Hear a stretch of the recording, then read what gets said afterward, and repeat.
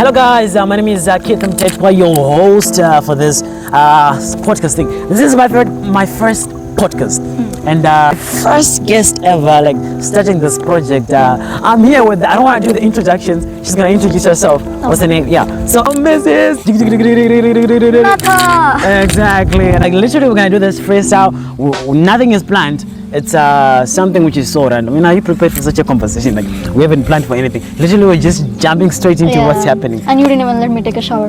Yeah, what makes this spot perfect for you and why do you like it so much? You can literally see the sunset or whatever. Yeah, it is so cool. Everything actually. Over here, this side. And then, when you look at here, do you see that small tree? The small one. So it's like, you will see it growing. One day you come here. After 2 years or 3 years, you just sit down and you will see the small tree grow into that big. I think I told you before. For me, I don't have a specific spot like with this one is my favorite. So that I can be in my room. I can just go for a run, whatever. But usually I do like that spot near that road. I think for me, I do that. Even the cricket field too. There's another cool spot for me at Acharya.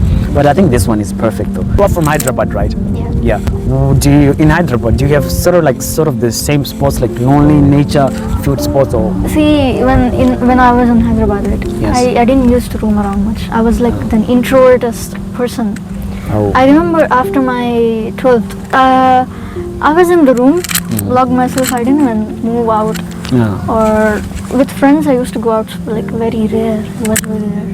Yeah. Whoa. So always inside. That's why I was really excited when I came to Acharya. I didn't even look at my department. I was looking at the grass.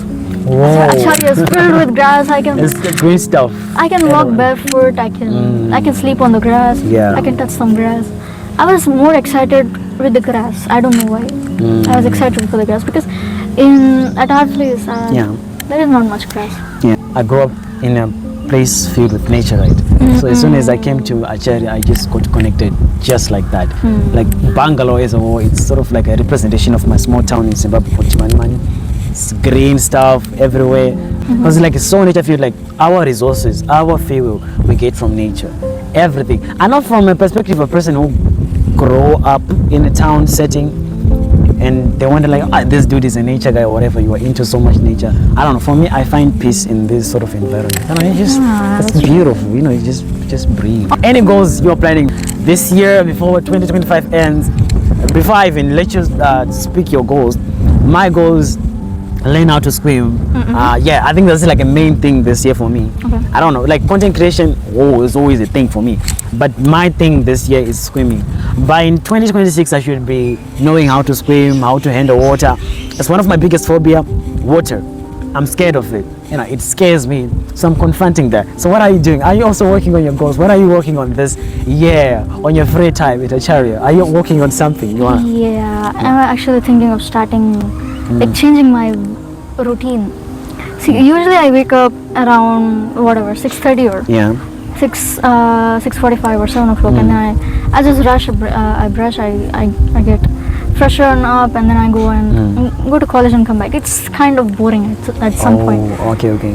And then on Saturdays and Sundays I sleep until 11 o'clock or 12 o'clock, and then I slowly wake up and eat my lunch. I don't want that. I want to change something. Have you seen like most German shepherds are used when it comes to herding sheep? They're really good breed. Do you think it'll hear? Do you want to touch it? If I talk like this. Huh? Do you think I can hear if I talk like this? Oh, like in a small tone voice. But the mic should be up pressing where your voice is. It means you're bringing it closer to you. So now you do not know if it is working properly or not. Yeah, okay, let's listen. At this point you can just put it in your mouth. What are your bases for healing, or what are your bases when you go into this depth of mental struggles? How do you, I mean, like it's a common human thing, we all face that. It's common. I don't know, like I know some people we are not open to discussing it, but it's a thing which happens to everyone, whether you're a man or you're a woman, whether you are tough, whether you are like, you know, I don't share my emotions. It's like a thing which happens to everyone. So for you personally, how do you deal with your mental health? First thing is I sit in nature, and next thing, we need someone to share what's going on inside. Yeah, share. So I share it with God, I share it with my friends, I share it with if it is too much, Yeah. I share it with my mom. Okay. And spending time with them and Yes. it makes us feel like the problem is so small, but you're creating a huge mountain of it inside your brain. But actually, the problem is so small. It's just a drop in the ocean, but you're just like, When it comes to sharing, right? Do you ever feel uncomfortable sharing? I do. I share mostly with a friend, but with my mom, I remove the part where I am like troublesome. No, person. yeah. I remove those parts and I just align it so that I look like a good person in front of my mom's. Okay. Mental health has been a big part of my life actually. Count when I was in Form 4. Yeah, I went through a struggle because I was having these thoughts. They were getting a bit too much.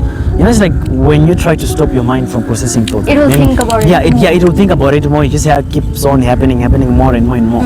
But I do like to address it, like it's a stigma around when it comes to mental health sharing. In certain families, we are not open when it comes to sharing these struggles. Right? It's something like if you tell them like I'm experiencing, well, how would they handle it? You know, it's like you make your own scenarios. Like maybe it might be too weird for them, like or you're oversharing. Or prayed about it. Then I actually got healed from it. Actually, yeah, I do struggle with it. Like in some certain instances, just like everyone else. I think if you are speaking from a perspective of any believer, anyone who believes in God, and we just know that your lows, they are really important. They are. Yeah, they are really. They teach you much more than your highs actually. Yeah. So struggles are really a big part of your life. So what do you do like to keep yourself mentally happy, or when you face a situation where like I'm not liking those emotions, like what I'm facing in my life? What do you do to keep up, like updating your mind, or just like staying health wise? For me, first what I think about this negative or whatever hard situation you're going through. Yeah. In order for a flower or a plant to grow, it needs that storm or that water. Yeah. So I just look at it as if it's a rain. So if you remove the hard situation, there is no rain. Do you think the flower will grow? No, it won't bloom into a beautiful flower. So in order for that to bloom into a beautiful flower, we need sun, we need rain, we need love. So in order for, we are just like those flowers. We need everything in order to grow into a beautiful person.